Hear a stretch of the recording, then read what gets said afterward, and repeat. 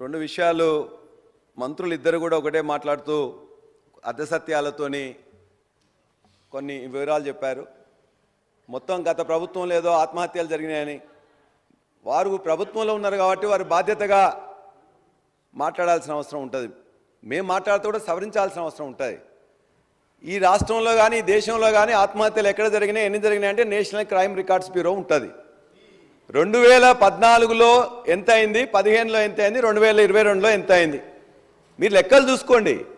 ప్రతిరోజు ప్రతిసారి ఆత్మహత్యలు అప్పుడేదో అయినాయి ఇప్పుడేదో. ఖచ్చితంగా ఆత్మహత్యలు ఆనాడు జీరో దగ్గర తీసుకొచ్చిందే గత ప్రభుత్వం 10 సంవత్సరాల్లో.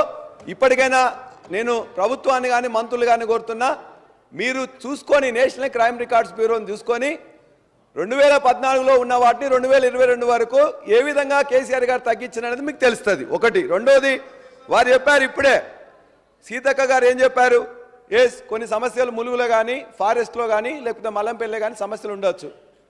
మీరు ఒక మాట, ఆనాటి నుంచి వెళ్ళి సీలింగ్ యాక్ట్ లేనే లేదు, మొత్తం కూడా 100 ఎకరాలు 1000 ఎకరాలు కూడా మొత్తం ఇవాళ ఫామ్ హౌస్లోనే ఉన్నది అని మీరు చెప్తున్నారు. మరి బట్టి విక్రమార్క గారు మొన్ననే ఒక బుక్ ప్రవేశపెట్టిండ్రు. అందులో భూమి ఎవరికి ఎట్లా ఉందని చెప్పిండ్రు. ఈ రాష్ట్రంలో 52 ఎకరాల కంటే పైన ఎవరికి లేదు. ఉన్న దాంట్లో 25 ఎకరాల నుండి 52 ఎకరాల వరకు ఏదైతే చట్టం ప్రకారం ఉన్నది ఈ రాష్ట్రంలో 9000 మంది ఉన్నారు, వాళ్ళందరూ చట్టబద్ధంగానే ఉన్నారని చెప్పేసి వారు సోషియో ఎకనామిక్ అవుట్లుక్ బుక్లో పెట్టారు. మరి వారు పెట్టింది తప్ప, మీరు చెప్పేది తప్ప. దయచేసి మీరు అందరూ ముందు కూడా కరెక్ట్ చేసుకోవాలని చెప్పేసి నా విజ్ఞప్తి. అధ్యక్ష, నేను చెప్పట్లేదు, మీ యొక్క రికార్డ్స్ నుంచేలే నేను మాట్లాడుతున్నాను అధ్యక్ష. ఆత్మహత్యలు నేషనల్ క్రైమ్ రికార్డ్స్ బ్యూరో నుంచే చెప్తున్నా. అదేవిధంగా మీరు చెప్పిన భూ విస్తీర్ణ ఇవాళ సన్న చిన్నకారు రైతులకే 10 ఎకరాల కంటే ఈ రాష్ట్రంలో 99% ఉన్నది వాస్తవం. అది వారి యొక్క పెట్టిన లెక్కల ప్రకారం చెప్తున్నది తప్ప నా సొంత కవిత్వం కాదని చెప్పి మీకు తెలియజేస్తున్నా. అధ్యక్ష, ఒకప్పుడు వ్యవసాయ భూముల రికార్డులు అంటేనే తప్పుడు తడకలు, అది ముట్టుకుంటేనే అది ఒక కందిరీగల్లాగా ఉంటుంది, తేనె తుట్టలాగా ఉంటుంది. దాని ధైర్యంతో తీసుకొని వచ్చినాం. కాస్త కాలంలో ఎందుకు పెట్టలేదని మీరు అడిగారు. కాస్త కాలంలో ఎప్పుడు పెడతాం? కాస్తులో కానీ ఖచ్చితంగా ఇవాళ టెనెన్సీ యాక్ట్లో వాళ్ళు ఒక రిజిస్ట్రేషన్ చేసుకుంటే 1950లో టెనెన్సీ యాక్ట్ వస్తే అది చాలా కఠినతరంగా ఉన్నది. ఇవాళ చాలామంది కౌలు తీసుకుంటారు, కానీ ఆ కౌలుని రిజిస్టర్ ఎవరు చేయట్లేదు. అధ్యక్ష, నేను కంప్లీట్ చేసిన తర్వాత మీరు పెద్దలు మళ్ళీ నాకు అసలు 2 నిమిషాలు మాట్లాడకముందే ఇంతమంది మంత్రులు అయితే ఎట్లా అధ్యక్ష? కాదు, ఇవాళ టెనెన్సీ యాక్ట్ ప్రకారం దయచేసి గౌరవ సభ్యులు ఒకటి చూసుకోండి, నేను టైం మెయింటైన్ చేస్తున్నా. సార్, టెనెన్సీ యాక్ట్ ప్రకారం 23 మినిట్స్ మాట్లాడారు మీరు. అధ్యక్ష, నేను 45 మినిట్స్, మాకు ఎందుకంటే 37 సభ్యులు ఉన్నారు కాబట్టి. ఇప్పుడు సెకండ్ డిస్కషన్ కూడా మీ ఇంపార్టెంట్ డిస్కషన్. సార్ అధ్యక్ష, నేనేం వేరే మాట్లాడుతున్నాను అధ్యక్ష. దీని మీద భూమికి సంబంధించింది, ప్రజలకు ఉపయోగపడేది, రైతులకు ఉపయోగపడేది. మేమేదో తప్పు చేసినాం, మీరు తప్పులు మీరు చేయకూడదు ఉండాలని కూడా మేము భావిస్తున్నాం. మేము చేసిన వాటిని ఏమైనా ఉన్నట్లయితే సర్దిద్దాలని చెప్పేసి కోరుకుంటున్నాం. కాబట్టి దయచేసి సమయం ఏంటని కోరుతూ, ఈ కౌలుదారీ చట్టం ప్రకారం ఖచ్చితంగా ఆ రైతు కౌలు తీసుకున్నట్టు రిజిస్టర్ అయితేనే దాన్ని కాస్త కాలంలో పెట్టాలి. ఇవాళ కౌలు తీసుకున్న రైతులు ఒక పంటకో, ఒక సీజన్కో, ఒక సంవత్సరానికో తీసుకుంటున్నారు, రికార్డెడ్గా ఎక్కడ ఉండట్లేదు. కాబట్టి ఆ కాస్తు కాలంలో కానీ లేకపోతే శిస్తు కాలంలో కానీ వసూలు చేయని శిస్తు కోసం కాలంలో పెట్టాలని ఎందుకని చెప్పేసి దాన్ని సులభ పద్ధతిలో ఉండాలని, మరాఠీ పేర్లు ఉండకూడదని, తెలుగులో మనకు ఉపయోగపడే విధంగా ఉండాలనే ఉద్దేశంతో చేసింది తప్ప మిగతాయి కూడా ఈ ధరణి వల్ల కలిగిన ప్రయోజనాల్లో అనేక ఉన్నాయి. ఇవాళ బ్యాంకు రుణం పోతే ఇంతకుముందు లింక్ డాక్యుమెంట్స్ అని చాలా ఈజీ కావాలని చాలామంది అడిగారు అధ్యక్ష. ఇవాళ మనం ఇలా ధరణి పాస్బుక్ తీసుకున్నట్లయితే బ్యాంకులో ఇంకా ఏ డాక్యుమెంట్ అడుగుతలేరు అధ్యక్ష. ఇలా ఫౌతి నిర్ణయాధికారం కూడా కుటుంబాందే. ఇంతకుముందు ఎవరైనా డిసైడ్ చేసేది, సక్సెషన్ కూడా ఇలా కుటుంబమే డిసైడ్ చేసుకుంటున్నది. తహసీల్దార్లందరినీ కూడా జాయింట్ సబ్ రిజిస్ట్రార్లుగా చేసింది. ఒకే రోజులో రిజిస్ట్రేషన్, మ్యూటేషన్, అప్డేషన్ చేస్తున్నారు. ఈ ప్రభుత్వ భూములు అన్నింటినీ కూడా ఇలా ప్రొహిబిటెడ్ దానిలో పెట్టినరు. అదేవిధంగా రెవెన్యూ కోర్టులోని ఫిర్యాదుల బాధ్యత అంతా కూడా ట్రిబ్యునల్కి ఇచ్చారు. ఈ పాస్బుక్ని ఒక రిజిస్టర్డ్ దస్తావేజ్గా యాక్సెప్ట్ చేసే విధంగా చేసిండ్రు. అధికారులకు ఇక్కడెక్కడ కూడా డిస్క్రిషన్ లేకుండా, ఎంఆర్ఓ కానీ ఆర్డీఓ కానీ మరే రెవెన్యూ అధికారి కూడా డిస్క్రిషన్ లేకుండా ఆ భూమి మీద అధికారం ఎవరికైతే ఉన్నదో వాళ్ళ యొక్క ఫింగర్ ప్రింట్స్ పెడితేనే, వాళ్ళ బయోమెట్రిక్ పెడితేనే వచ్చే విధంగా ఒక అద్భుతమైన ఒక అధికారం అనేది వారందరూ కూడా కల్పించింది ఒక ధరణి ద్వారా. అందుకే అనేక సమస్యలు ఉంటాయి అధ్యక్ష, వాటన్నిటిని కూడా మనం ఖచ్చితంగా తీసుకోవాల్సిందే. ఆనాడు లేవా అధ్యక్ష? ఒక్కొక్క రైతు ఎక్కని కొండలేదు, మొక్కని బండలేదు. అనేక చోట్ల పోయింది కానీ కాలే. సాదా బైనామాలు బాగా చేసుకున్నాం. అనేక ప్రొహిబిటెడ్ ల్యాండ్స్లో ఉన్న వాటి మీద అవుతున్నది. లక్షలాది 20 లక్షల గ్రివెన్సెస్ ఉంటే కూడా వాటిని చేసుకుంటూ పోతున్నాం. ఖచ్చితంగా దీన్ని మీ ద్వారా వారికి నేను ఈ నూతన రెవెన్యూ చట్టం ఏదైతే ఉన్నదో విచక్షణాధికారులు రద్దయినాయి కాబట్టి నాలా కన్వర్షన్ ఇంకోటి అధ్యక్ష, ఇంతకుముందు నాలా కన్వర్షన్ చేసుకోవాలంటే 8 to 10% ఉండేది. ఇవాళ ఈ చట్టం ద్వారా నాలా కన్వర్షన్ ఇవాళ భూమి ఏ ఒక్క కన్స్ట్రక్షన్ లేకపోయినట్లయితే 1.5%తో చేసుకునే విధంగా చేసినాం. అదేవిధంగా ఏమన్నా భూమిలో స్ట్రక్చర్ ఉన్నట్లయితే 4.5% మాత్రమే పెట్టి ఇలా నాలా కన్వర్షన్ కావడం వల్ల దాన్ని కూడా ఈ వ్యవసాయ భూములకి వెళ్ళి తీసుకొచ్చి తీసేసినాం. కాబట్టి 12 లక్షల ఎకరాల భూమి ఇలా నాన్ అగ్రికల్చర్ ఇలా రైతుల పేరు మీద ఉంది అధ్యక్ష. వారు అన్నారు ఇంతకుముందే ఇవన్నీ ఊరికనే చేయలేదు అధ్యక్ష. వివిధ ప్లీజ్ కంక్లూడ్ అధ్యక్ష.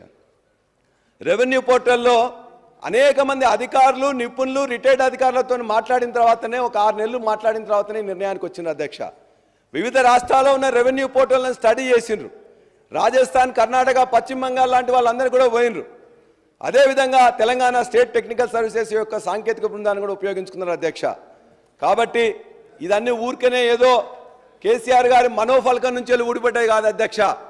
కేసీఆర్ గారి మనోఫలకం నుంచి వెళ్ళి ఊడిపడ్డది ఈ రైతుల యొక్క ఇబ్బందులు తొలగించాలని చెప్పేసి, భూ విధాలు లేని గ్రామాలు ఉండాలని చెప్పేసి మాత్రం ఆయనది. కానీ దానికి కావాల్సిన అధికారులను, చాలా సీనియర్ అధికారులను, ఒక 30 ఏళ్ళు 40 ఏళ్ళు ఆ రెవెన్యూ డిపార్ట్మెంట్లో పనిచేసిన ఆర్డీఓలని, డిప్యూటీ కలెక్టర్లని, జాయింట్ కలెక్టర్లని అనేక మందిని పిలిచి మాట్లాడి నేర్చుకొని తద్వారా ఇతర రాష్ట్రాలకు పంపించి ఆ తర్వాతనే టెక్నికల్ టీంతో కూడా మాట్లాడి తీసుకొచ్చిందే తప్ప ఆయన మనోఫలకం నుంచి ఆయన రాసింది కాదు అధ్యక్ష.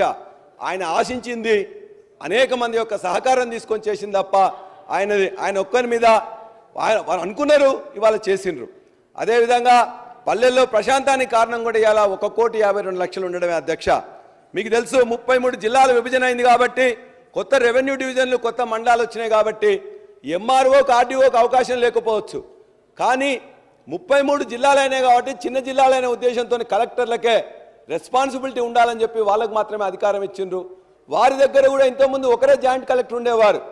ఈ రెవెన్యూ వీని యొక్క డిక్రీజ్ చేయడం కోసం, ఈ సమస్యలు తగ్గించడం కోసం, వెంటనే సత్వరంగా పరిష్కారం చేయడం కోసం 2 అడిషనల్ కలెక్టర్ని పెట్టిండ్రు. ఒక అడిషనల్ కలెక్టర్ రెవెన్యూ కోసం పెట్టిండ్రు అధ్యక్ష. కాబట్టి అధ్యక్ష ఇవాళ వాళ్ళకు ఎవరు పడితే వాళ్ళు చేంజ్ చేసుకోవడానికి ఆస్కారం లేదే. ఇది ఖచ్చితంగా రెవెన్యూ వ్యవస్థలోనే సరికొత్త విప్లవానికి నాంది పలికిన భూ బాంధవి ధరణి. కాబట్టి మీరు ఇలా చేస్తున్నప్పుడు ఖచ్చితంగా చిన్న చిన్న ఇష్యూస్ ఉన్నాయి, మా దగ్గర కూడా వస్తున్నారు. అది టైటిల్ నేమ్ చేంజ్ కావచ్చు, స్పెల్లింగ్ చేంజ్ కావచ్చు, సర్వే ఎక్స్టెంట్ కావచ్చు. మకన్ సింగ్ గారు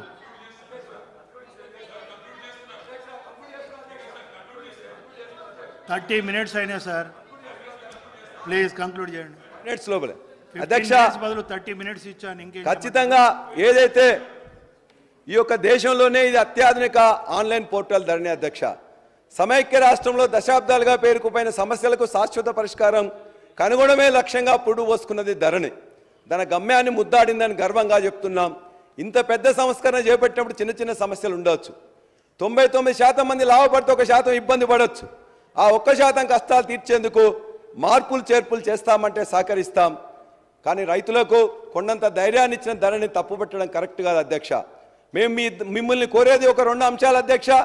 మీరు ఇలా దీన్ని ఏమైనా పేరు మారుస్తా ఇంకోటని కాకుండా ఇవాళ మీరు ఏదైతే చెప్తుండ్రో, ఆనాడు మన్మోహన్ సింగ్ గారు కూడా చెప్పిండ్రు, ల్యాండ్ టైటిలింగ్ యాక్ట్ చేస్తా అన్నారు. దానికోసం కృషి చేయండి, అది తీసుకురండి. ఇవాళ మిత్రులు చెప్పినట్టు డిజిటల్ సర్వే కోసం మేము ఆల్రెడీ ఆలోచించినాం కానీ కాలేదు. మీరు ఇలా డిజిటల్ సర్వే చేసి ప్రతి ల్యాండ్కి లాంగిట్యూడ్ లాటిట్యూడ్ ఇచ్చి రేఖాంశ అక్షాంశాలు ఇచ్చి వాళ్ళు పకడ్బందీగా, ఎందుకంటే నిరంతరం టెక్నాలజీని ఉపయోగించుకొని చేయాల్సిన కార్యక్రమం కాబట్టి ఖచ్చితంగా మీరు కూడా ఇది చేసినట్లయితే బాగుంటుంది. మిగిలిన చిన్న చిన్న వివాదాలను కూడా చేయాలని చెప్తూ ఇది రైతులకు కేసీఆర్ కల్పించిన ధీమాను రద్దు చేసి మళ్ళీ దళారుల రాజ్యాన్ని తీసుకొస్తామంటే మాత్రం సహించాం. ఏ ఒక్క రైతుకు నష్టం జరిగినా బీఆర్ఎస్ ఊరుకునే ప్రసక్తే లేదు. ఎందుకంటే బీఆర్ఎస్ అంటేనే. Makan Singh garu please, 30 to 33 minutes అయినాయండి. జస్ట్ కన్క్లూడ్ చేయండి ప్లీజ్, కన్క్లూడ్ చేయండి. అధ్యక్ష, మరలా ఒకసారి చివరికి ఒకటే మాట చెప్తూ, ధరణి సమస్యలంటే భూ వివాదాల సమస్యలు ఉన్నాయి, ఒకటే సమస్య. రెండోది రెవెన్యూ సమస్యలు ఉన్నాయి, పోర్టల్ సమస్యలు ఉన్నాయి. ఈ మూడిట్లలో ఏదేందని చెప్పి మీరు ఐడెంటిఫై చేసి ఇవన్నీ కూడా చిన్న చిన్న సమస్యలను పరిష్కరించండి. ల్యాండ్ టైటిలింగ్ యాక్ట్ తీసుకురండి. చివరిగా ఏ ఒక్క రైతుకు నష్టం జరిగినా బీఆర్ఎస్ ఊరుకునే ప్రసక్తి లేదు. ఎందుకంటే బీఆర్ఎస్ అంటేనే భారత రైతు సమితి. తెలంగాణ, జై తెలంగాణ.